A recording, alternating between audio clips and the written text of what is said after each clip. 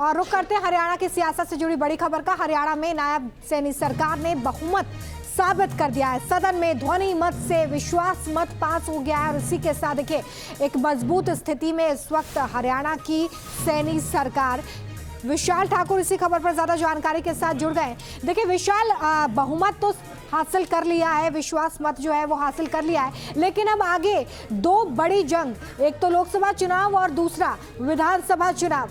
कितनी बड़ी चुनौती होने वाली है सैनी सरकार के लिए इन दोनों ही चुनावों में अच्छा प्रदर्शन करने का? क्या जो नया सोशल इंजीनियरिंग बीजेपी की तरफ से लगाया गया है, नॉन जाट वोट और ओबीसी वोट, वो इस बार भी 10 की 10 लोकसभा सीटें हरियाणा में बीजेपी को दिला पाएंगी?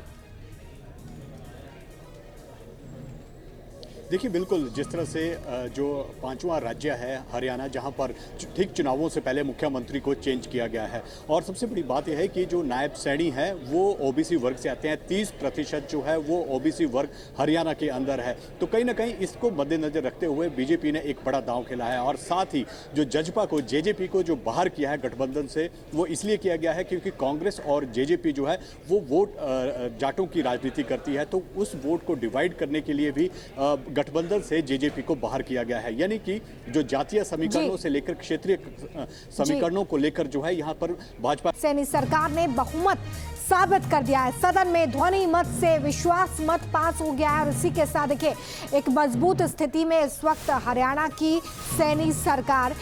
विशाल ठाकुर इसी खबर पर ज्यादा जानकारी के साथ जुड़ गए। देखिए विशाल, बहुमत तो हासिल कर लिया है, विश्वास मत जो है वो हासिल कर लिया है, लेकिन अब आगे दो बड़ी जंग, एक तो लोकसभा चुनाव और दूसरा विधानसभा चुनाव।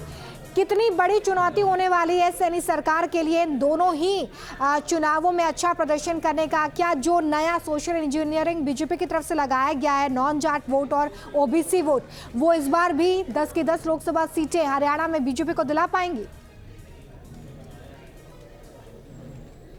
देखिए बिल्कुल, जिस तरह से जो पांचवा राज्य है हरियाणा, जहां पर ठीक चुनावों से पहले मुख्यमंत्री को चेंज किया गया है, और सबसे बड़ी बात यह है कि जो नायब सैनी है वो ओबीसी वर्ग से आते हैं। 30% जो है वो ओबीसी वर्ग हरियाणा के अंदर है। तो कहीं ना कहीं इसको मद्देनजर रखते हुए बीजेपी ने एक बड़ा दांव खेला है, और साथ ही जो जजपा को, जेजेपी को जो बाहर किया है गठबंधन से, वो इसलिए किया गया है क्योंकि कांग्रेस और जेजेपी जो है वो वोट जाटों की राजनीति करती है। तो उस वोट को डिवाइड करने के लिए भी गठबंधन से जेजेपी को बाहर किया गया है। यानी कि जो जातीय समीकरणों से लेकर क्षेत्रीय समीकरणों को लेकर जो है यहाँ पर भाजपा